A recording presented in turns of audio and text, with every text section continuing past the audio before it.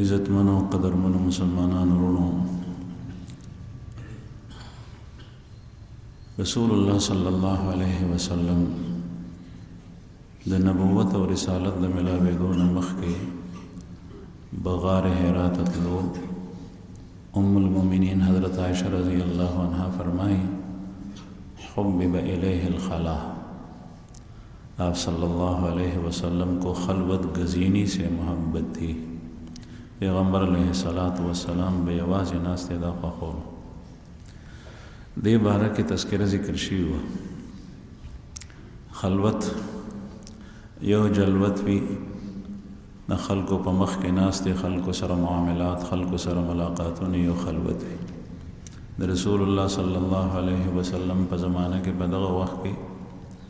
کفر و شرک عام، بت پرستی عام ہوا، او د ځمکې هر یو خطه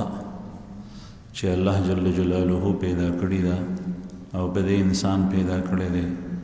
هر طرف ته په هغې باندې نجاست او خبث د کفر و شرک هغه کېدو. رسول الله صلی الله علیه وسلم د دې نه د نبوت نه مخکې د دې ټولو څیزونو نفرت، د دې نفرت د وجې نه به یې یوازې والی تنهایي د دې خلکو نه بېلېدل دا خوښول.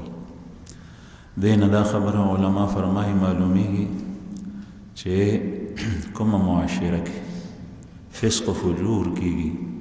ګناهونه وي، خلق په معصیاتو کې مبتلای، په مختلفو غیر شرعي خبرو کې خلق مبتلای، د هغه ځای نه تبعید ورسره نفرت کول، په زړه سره د هغې نه نفرت کول، دا مسلمان صفت دی، د مؤمن صفات دی. آغا غیر اسلامی معاشره کې آغا اعمال او افعال، آغا رسومات او بدعات خوخول که یو سړی وتی نشي بالفرض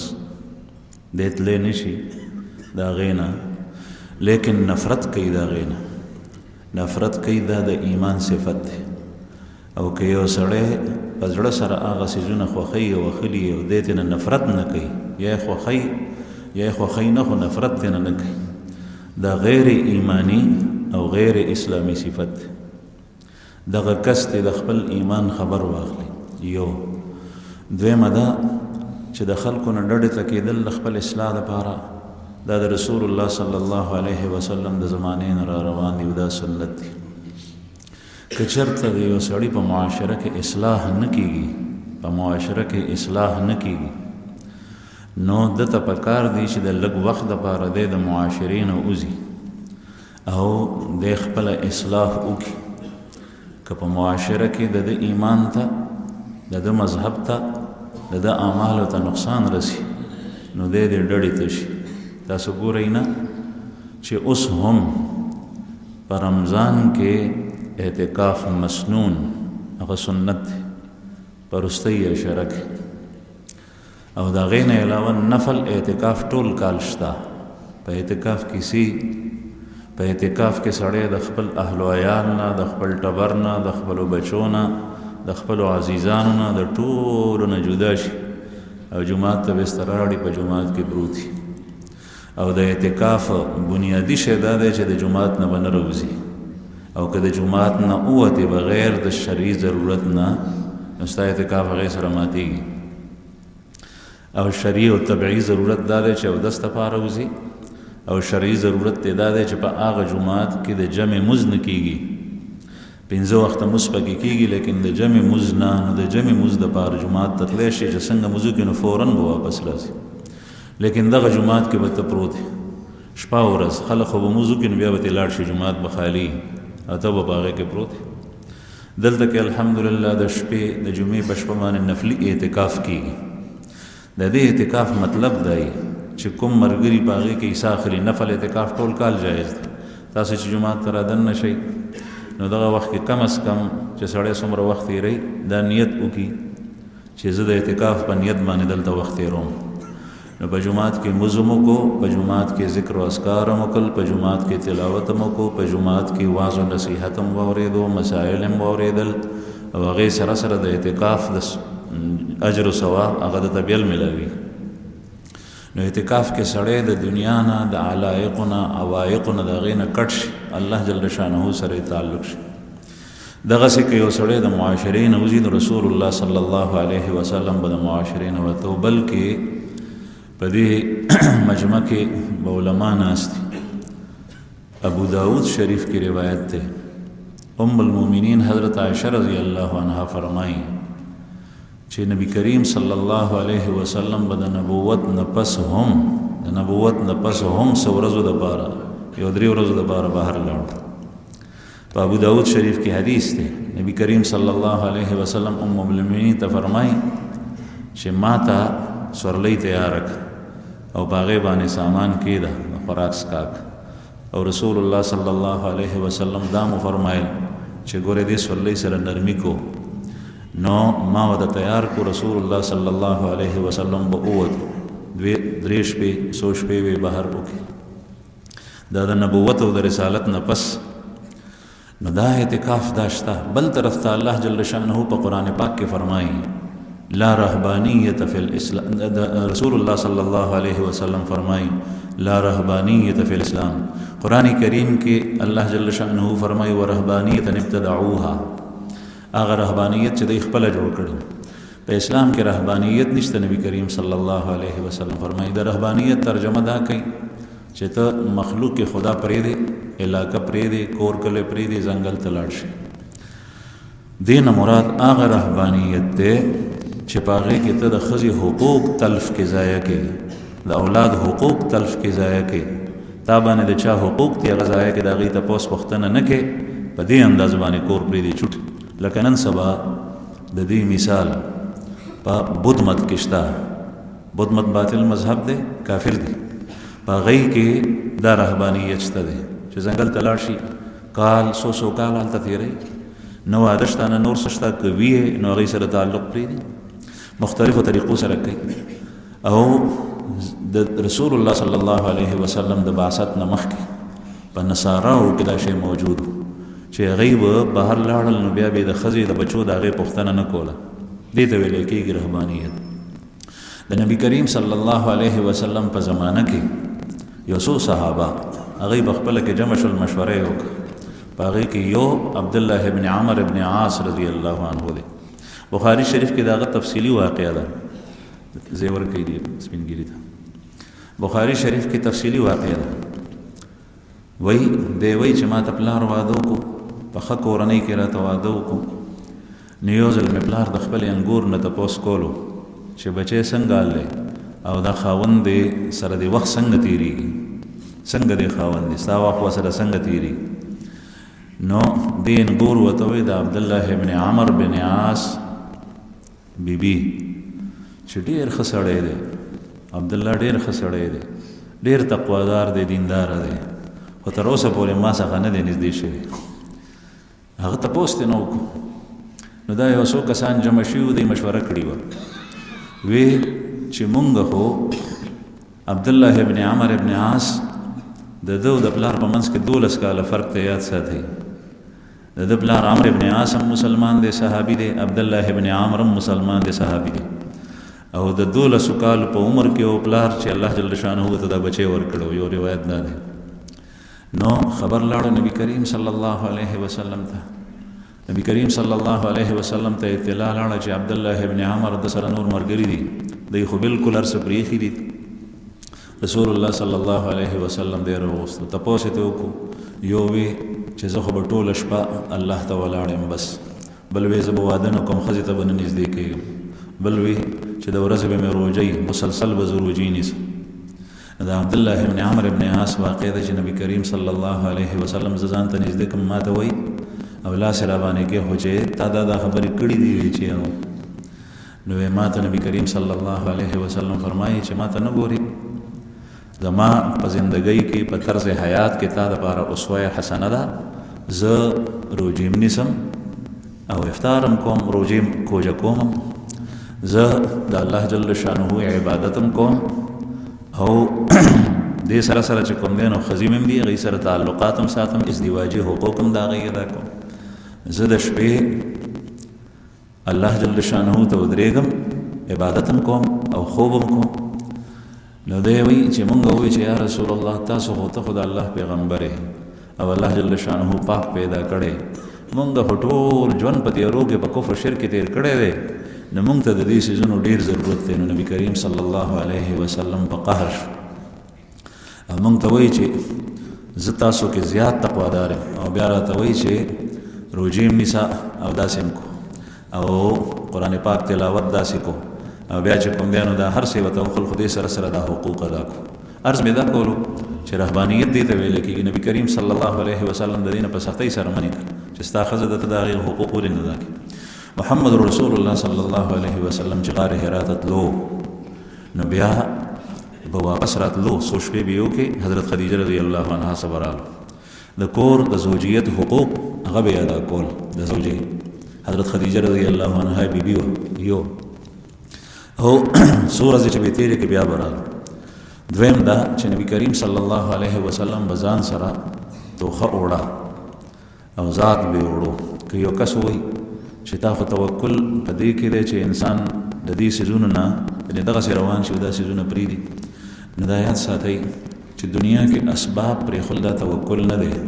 بلکې زه به یو ټکی استعمال کوم الله پاک دې ماته معافي وکړي تاسو معافي کوئ دا متبري ده چې یو سړی اسباب ورکړي خدای استعمال کې دی وي چې نه زه دا نه استعمالوم بس روټۍ پرته ده دی وي نه خورم خدای به زما خېټه مړی او بشتره دی وي نسکم الله به مې مړی جامې شته دی وي ناچوم خدای به مې پټی نو دې کې شک نشته چې الله جل شانه رازق دی خوراک ورکون کې آغا دی اوبو ورکون کې آغا دی لباس ورکون کې آغا دی لیکن دا درکړي دي کنه او په دنیا کې چې کوم دی نو د دنیا ژوند د جنت ژوند خو نه دی چې په خپله به داسې راځي پتا پورې بنخري استا خېټه ته وځي نو دا چې کوم اسباب الله جل شانه درکړي دي هغه اختیار کا او باور او اعتماد په الله باندې کو دې ته ویل کېږي توکل زمونږ د بخاری شریف او د ترمذی شریف استاد هغه به وہ فرماتے تھے کہ اعلیٰ سے اعلیٰ اسباب کو اختیار کرتے ہوئے اعلیٰ سے اعلیٰ اسباب کو اختیار کرتے ہوئے اللہ پر بھروسہ رکھنا اسی کا نام توکل ہے اسباب اختیار کا البتہ دے کہ یو شے کې یو به د حرام نه ځان ساتي چې په حرامه طریقې وګټي دا د توکل منافي ده ځکه چې دین رب تعالی منع فرمایي یو به د حرص او لالچ نه ځان ساتي داسې حرص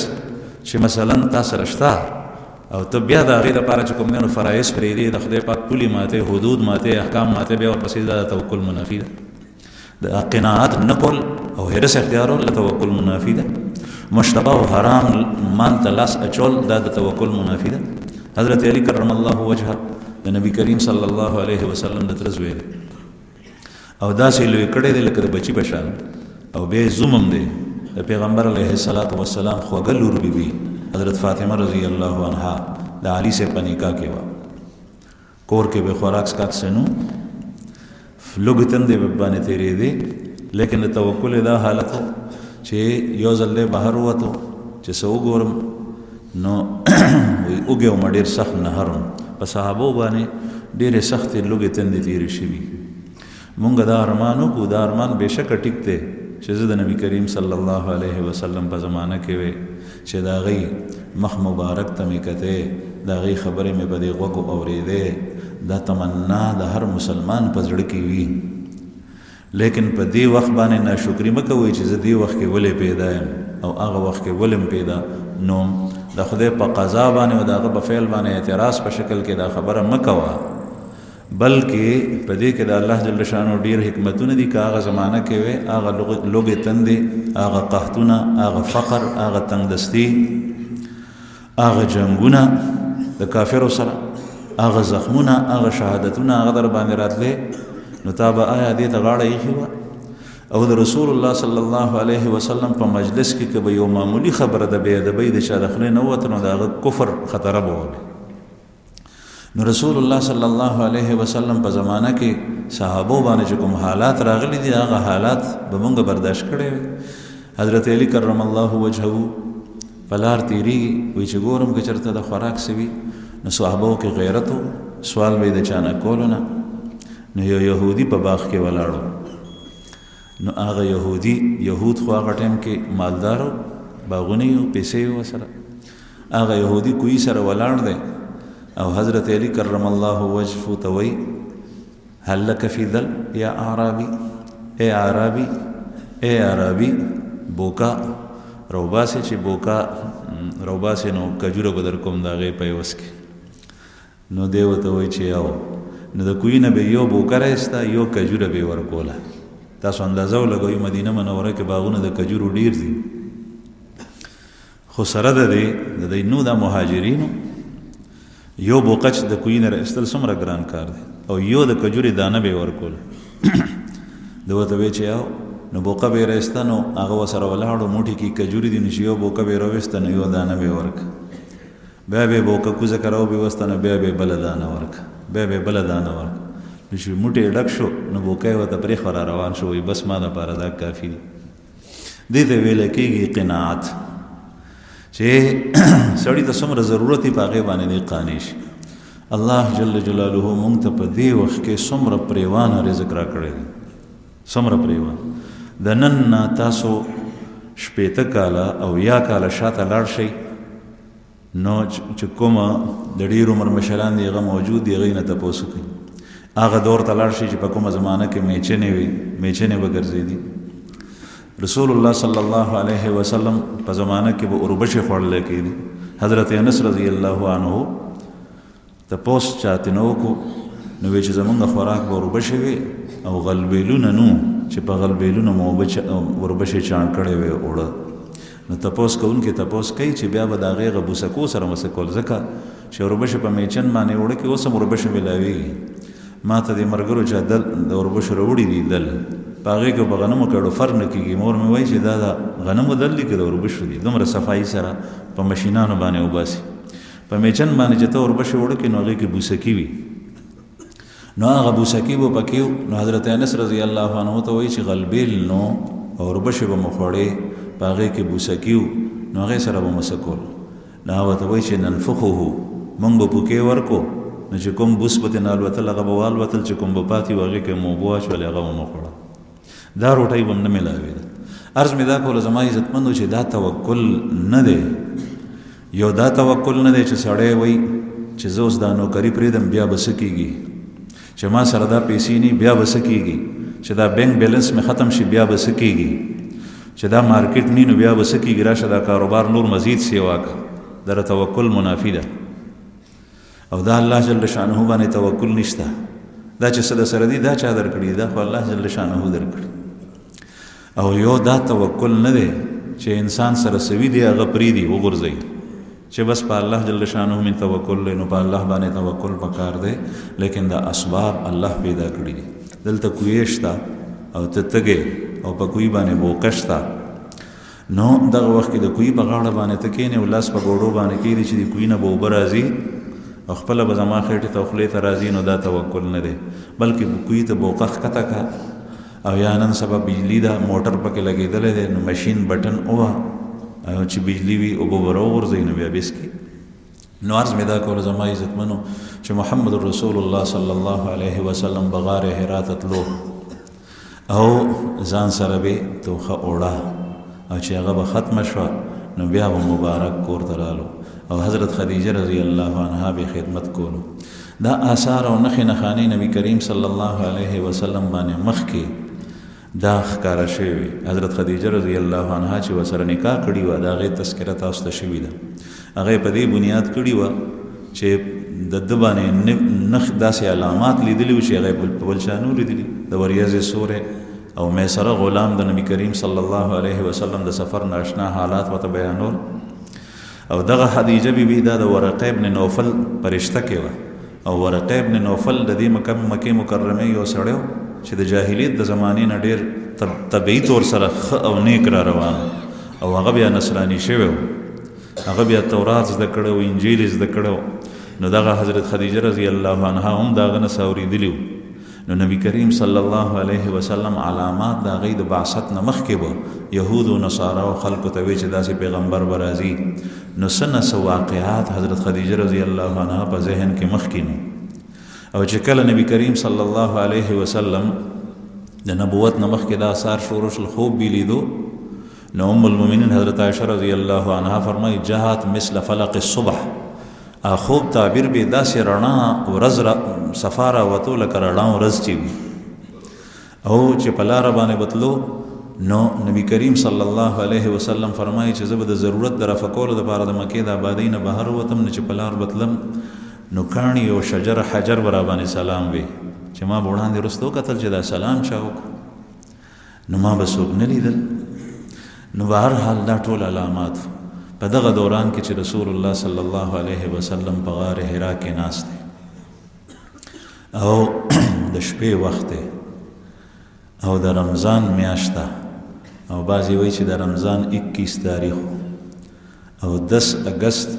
610 عیسوي لحاظ سره تاریخ جوړیږي 610 عیسوي او 10 اگست او د رمضان 21 تاریخ په محمد رسول الله صلی الله علیه وسلم باندې وحی راله فرښته راله حضرت جبرئیل علیه السلام راله د شپې وخت داسې ځای دی چې هلته کې بل څوک انسان نشته تاسو کې چې څوک تللی او غار حرا مه کتلی په جبل حرا کې اوچت ځای کې دی نو هلته عموما چې کوم دی نو هغه نن سبا خو چې موږ مسلمانان ځو نو په دې خیال ځو په دې نیت ځو چې زمونږ خوږ پیغمبر صلی الله علیه وسلم دې ځای کې ناستې کړی دی مبارک په دې ځای کې به وحی راغلی ده رسول الله صلی الله علیه وسلم امتی چې معمولی امتی وي په زړه کې د نبی کریم صلی الله علیه وسلم سره محبت وي نو هغه دې ځای ته ځان رسوي چې ما ولیدی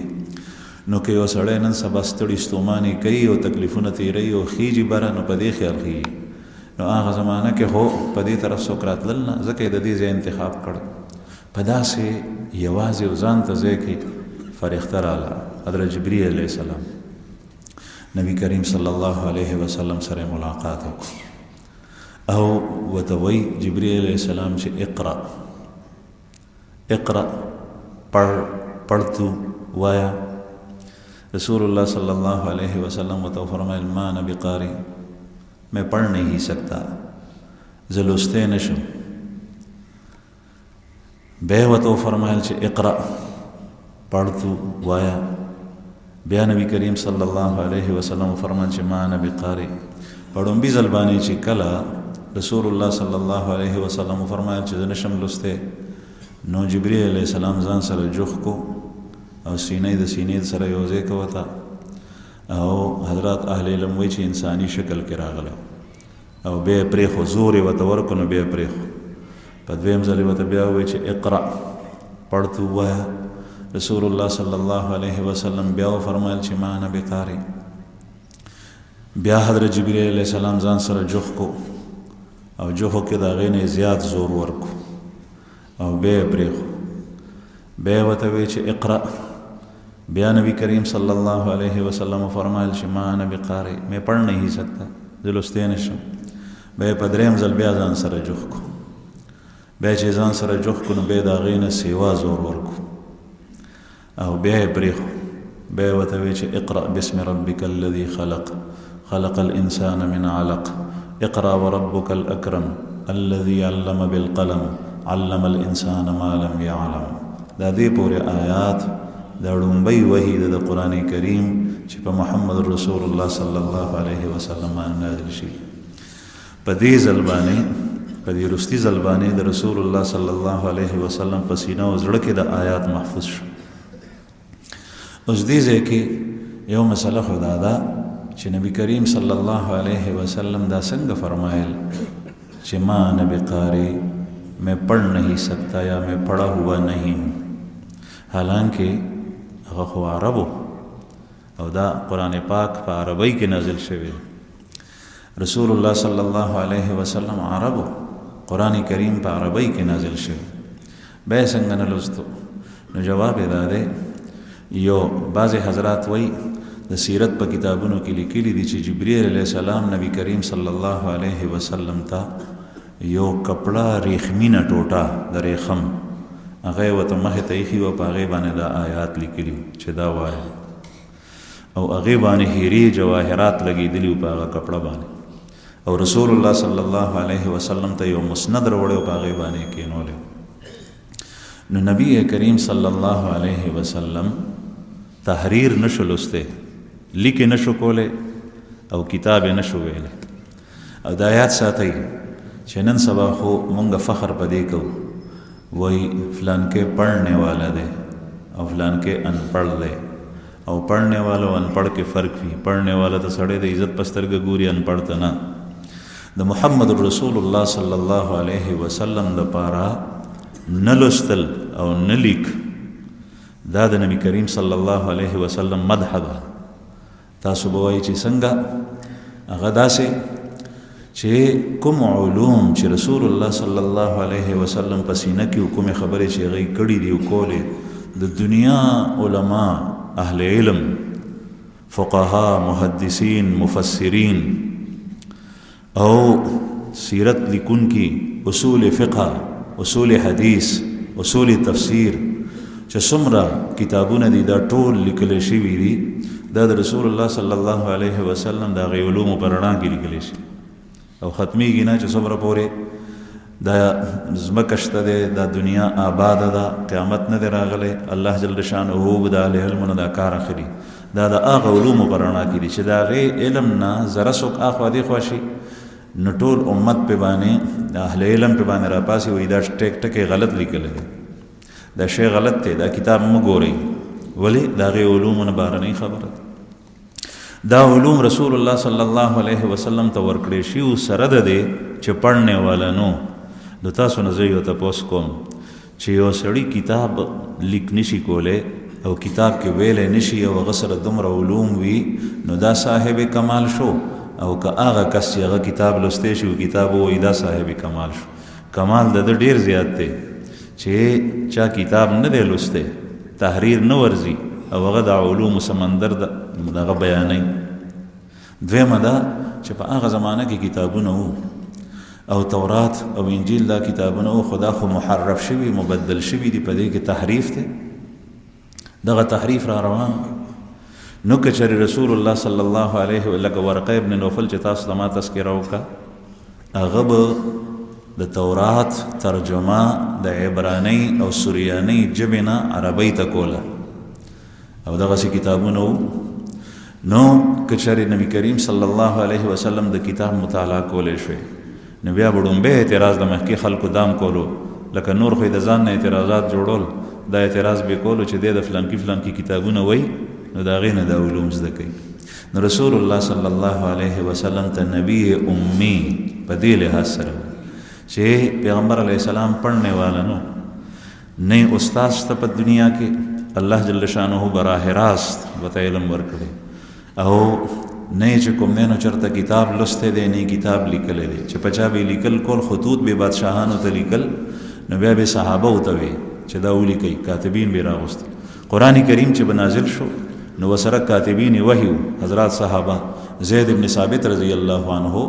کاتب وحی دی. نو بهرحال رسول الله صلی الله علیه وسلم باندې دا آیات نازل شول دغه وخت کې. دویمه خبره دې ځای کې دا ده چې نبی کریم صلی الله علیه وسلم ته دا زور چې ورکو جبرئیل علیه السلام دا ولې، دا خبرې نه محدثین ذکر کوي نه فقها ذکر کوي، دا حضرات صوفیه ذکر کوي.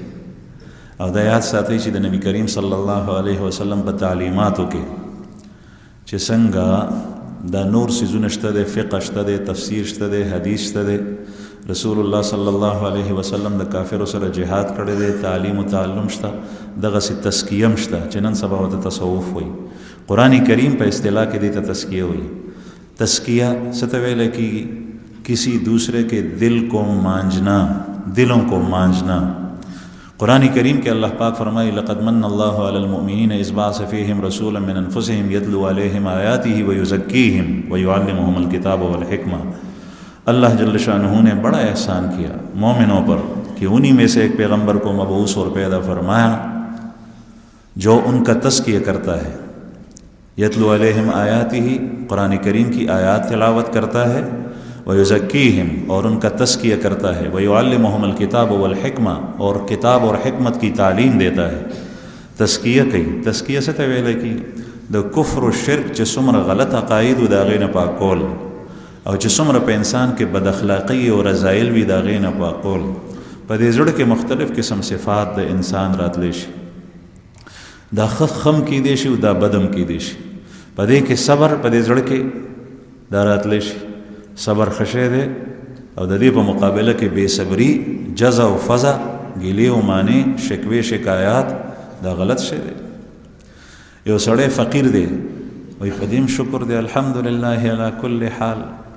شکر دی په دې حالم شکر دی او چې فقر شي او د چغې او سوري وباسي چې ها دا یوازې زم په دې معاشره کې نور ته ورکړی دی ماته مال ولې نه دی راکړی دا بے صبری ده دا د الله جل شانه په جناب کې ګستاخی ده بے ادبی ده او بے ادبی سره ایمان سلب کی زمونږ حضرت مفتی صاحب دامت برکاتهم څخه یو بوډا راتلو هغه مام لیدلی و د هری پورو نو حضرت مفتی صاحب دامت برکاتهم د هغې باره کې خبره کوله وی یو ځل ته ما تپوس وکړو نو چې ما ته ستا آپ کے بچے ہیں آپ نو ما ته وایي چې الحمدلله تھے ما ورته وایي چې آپ کے بچے ہیں وایي چې دومره موده دې وشو دلته کې کربوغه کې ما ستا هلکان نه دي لیدلي نو وایي الحمدلله تھے بیا مې ورته وایي چې تھے کا مطلب کیا اب نہیں ہے کیا تو وایي الحمدلله مر گئے الحمدلله مر گئے ډېر ښه بوډا و نو ما ته خندا راغله ما وایي چې ته تھے نو بیا دې مې وایي چې الحمدلله او چې اوس ته وایي چې مړه شول نو الحمدلله د دې څه مطلب شو نو وایي جب تھے تو اس پر اللہ کا شکر اس لیے کہ اولاد اور بچے بہت بڑی نعمت ہے اور جب ابھی نہیں ہے مر گئے تو اس پر بھی اللہ کا شکر کہ اللہ جل شانہ نے جھنجھٹوں سے مجھے چھڑوایا د دو واده کوه او د کله به د یو غم او کله به د بل غم څه و بس الله جل شانه داسې فراخه چې هېڅ غم را سره نشته دی نه د زوی د واده او نه د لور د واده وي نشته نو بهرحال انسان دغه وخت کې یعنی څه خبره مې کوله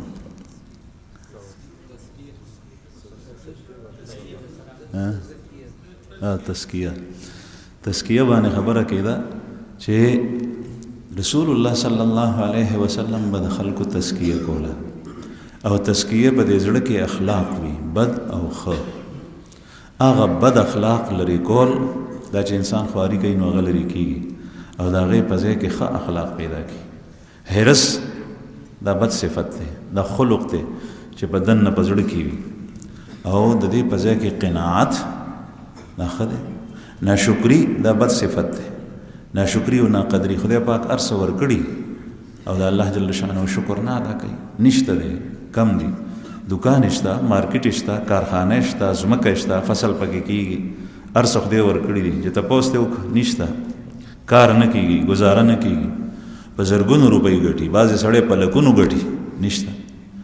دغه ناشکري چې دی وایسته نو الله جل شانه په دې غضبناک کېږي بیا به پیسې ګټي بیا به په هغې کې برکت نه قرضونه به در باندې خېږي پوهېږه به نه په ځان باندې نو عرض مې دا کوله چې رسول الله صلی الله علیه وسلم دغه تزکیه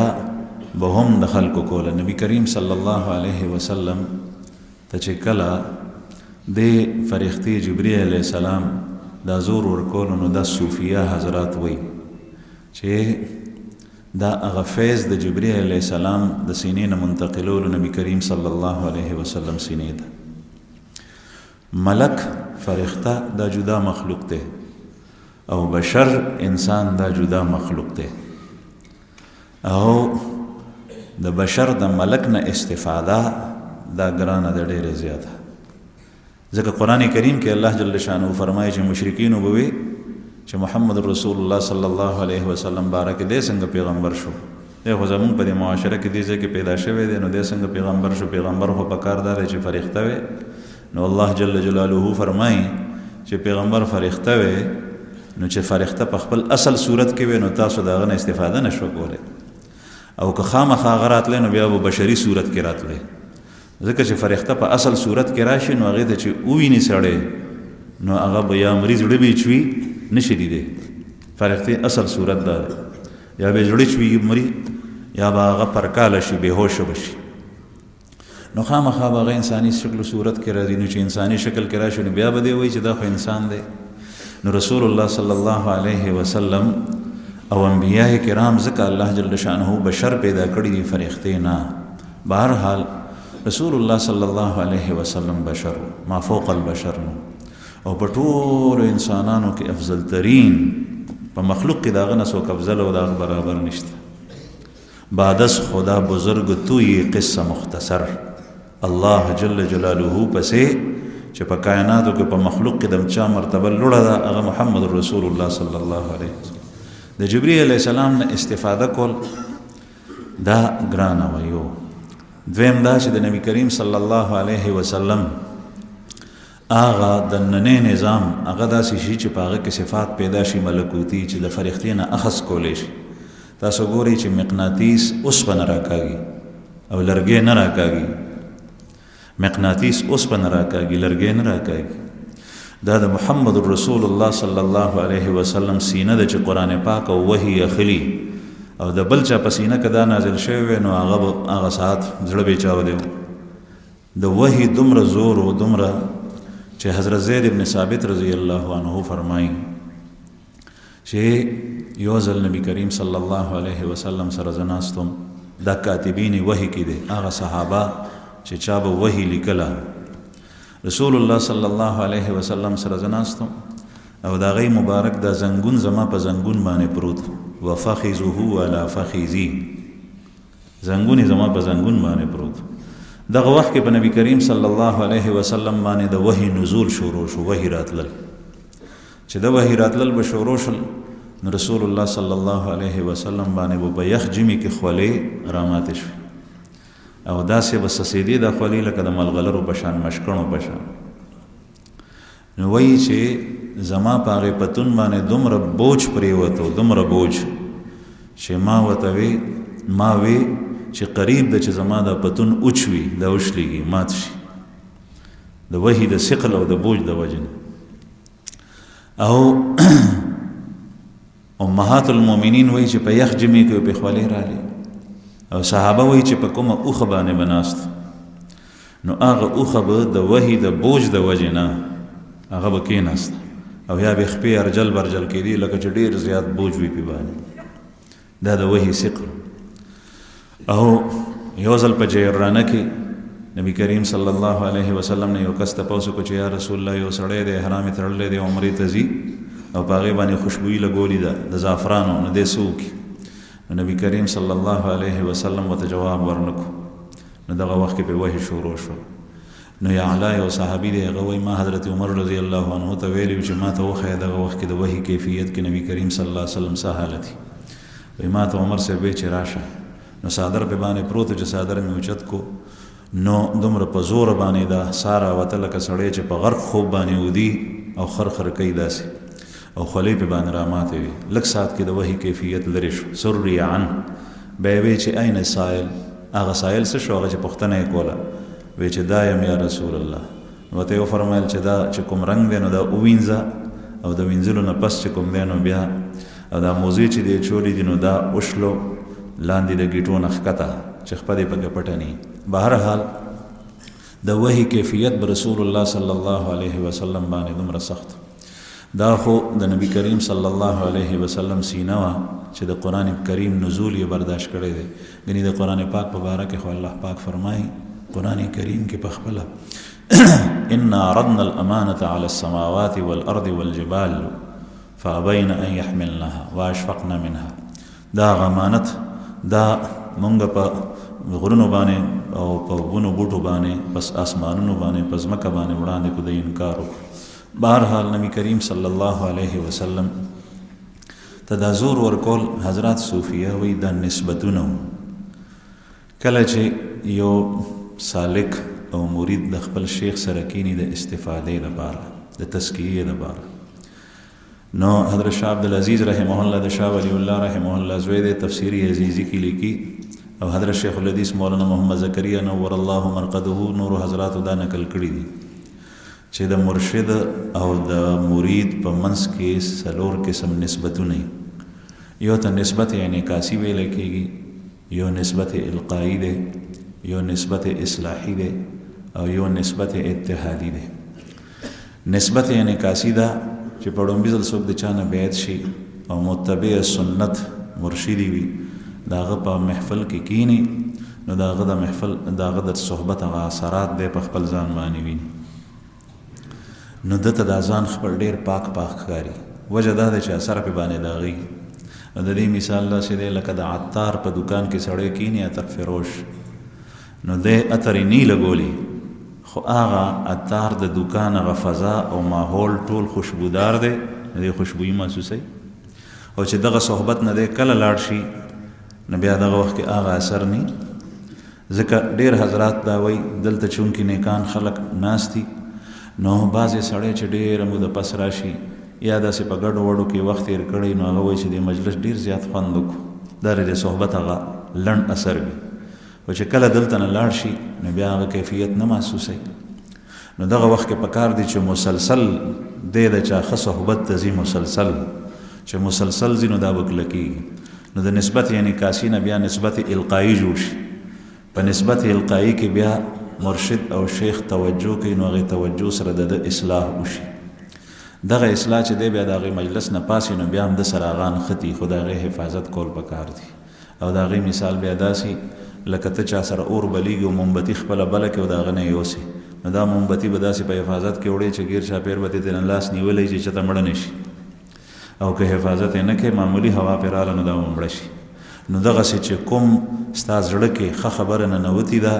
او تا پورې ښه اثر نښتی دی د هغې به اوس حفاظت کوې. د غلط مجلس نه به ځان ساتي د ګناه نه به ځان ساتي ګنې دا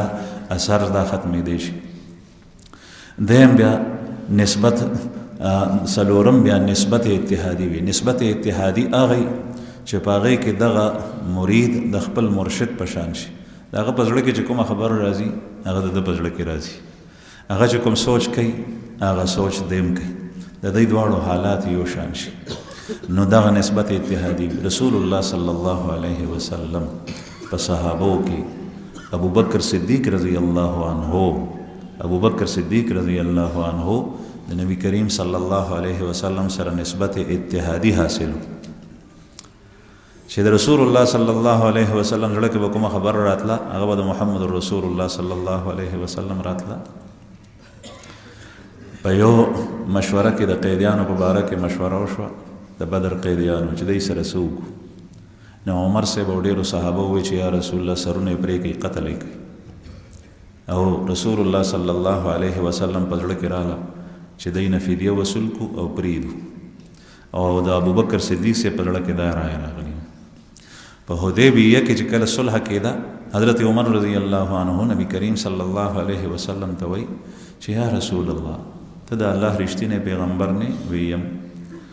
وی دا کافر په باطل نه دي وی دي وی مونږ په حق باندې نه یو ویو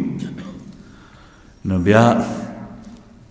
مونږ څنګه دی ته خپل ځان ذلیله کوو او دی سره روغه کوو مونږ راغلي یو عمرې ته مونږ عمرې ته ځو. رسول الله صلی الله علیه وسلم ورته وفرمایل چې په دې کې خیر دی زه د الله پیغمبر یم خبره زما ومنه.